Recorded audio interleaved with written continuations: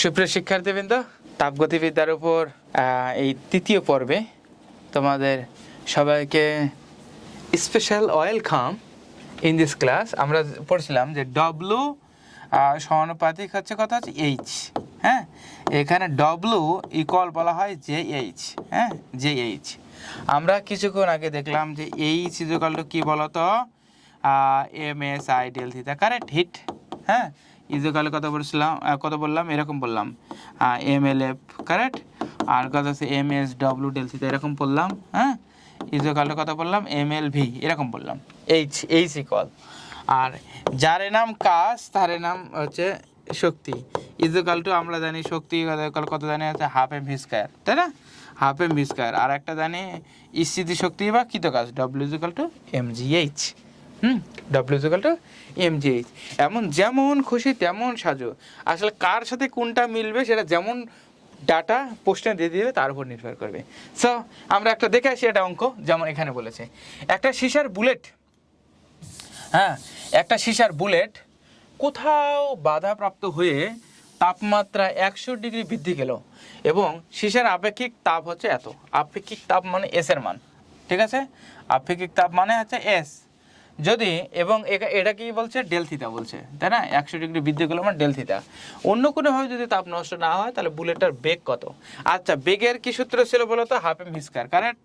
হ্যাঁ, half M V square is equal to, এখানে যদি সূত্র আছে তাহলে কত আছে M S W del theta, correct?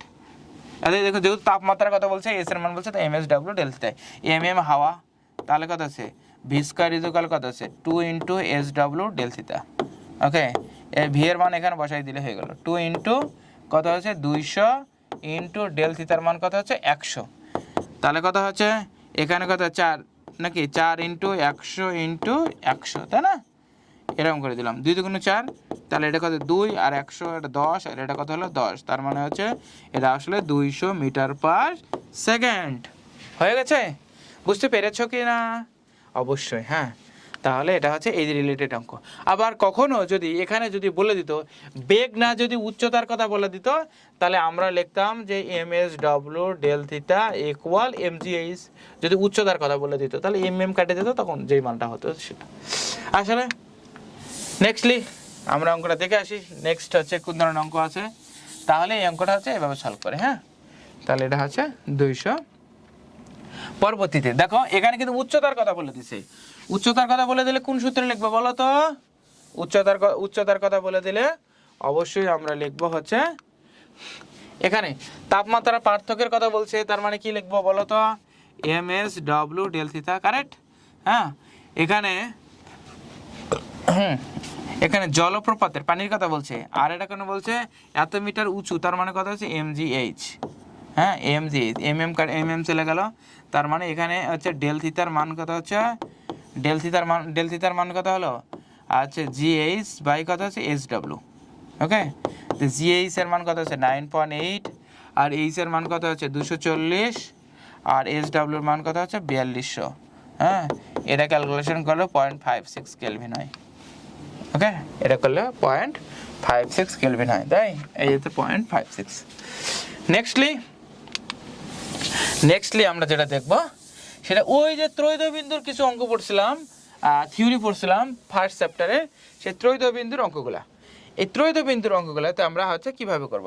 ত্রৈধবিন্দুর ক্ষেত্রে দেখো তরলের তাপমাত্রা কত, এরকম বলছে, তরলের তাপমাত্রা বলতে, তাহলে তাপমাত্রা মনে করে থাকবা সব সময় ত্রৈধবিন্দুর ভ্যালুটা নিচে হবে।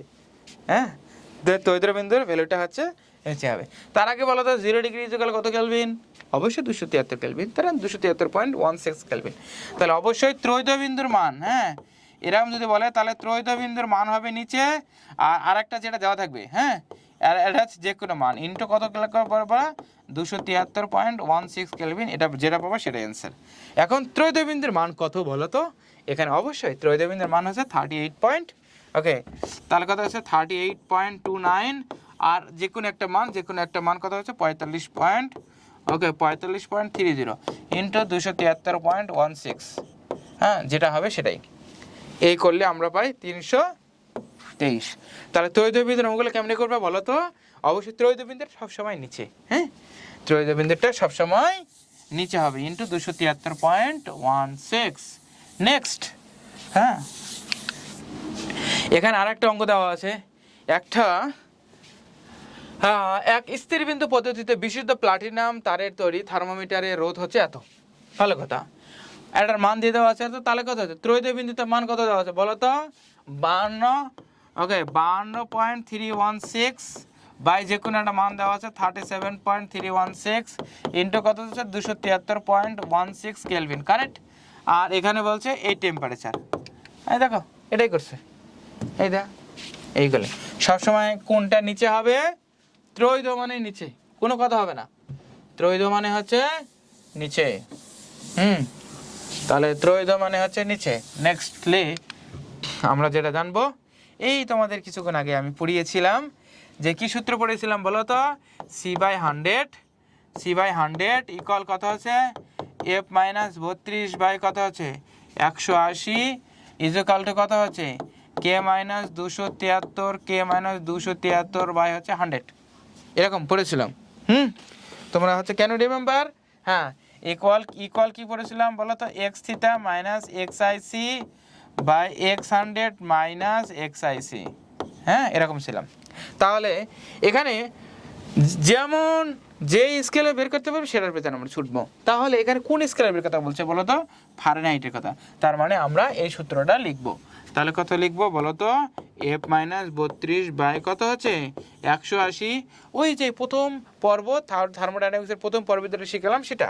F - 32 বাই 180 ইকুয়াল টু কি বলো তো? x theta minus xic x100 minus xic। তাহলে এখানে এটার মান আমরা পাই কত আছে 99 তো না, এখানে আছে কত? থার্মোমিটার কত রেট আছে? এটা এক্স থিটা মানে কি থার্মোমিটারের রেটিং। তাহলে হচ্ছে থার্মোমিটারের রেটিং কোনটা বলো তো? থার্মোমিটারের রেটিং হচ্ছে 52। তাহলে আমরা কি লিখতে পারি? থার্মোমিটারের 52 মাইনাস বরফ বিন্দুতে মান কত বলো তো? বরফ বিন্দুতে মান হচ্ছে 5। তাহলে এখানে 5 দিলাম, আর এখানে কত আছে 99। তাহলে উপরে হয় 47 আর এর নিচে হয় কত আছে 94। এটা কাটলাম কত হয়? 2 হয়। এই 2 দিয়ে 180 কাটলাম 90 হলো। তার মানে আমরা পাই কত আছে? F = 90 যোগ 32, তার মানে হচ্ছে 122 ডিগ্রি ফারেনহাইট। এই 122 ডিগ্রি ফারেনহাইট, দেখেছ? 122 ডিগ্রি হচ্ছে ফারেনহাইট। তাহলে আমরা এই ধরনের অঙ্ক যদি থাকে তাহলে আমরা এইভাবে সলভ করতে পারবো। নেক্সট পর্বে সবাইকে সুস্বাগতম।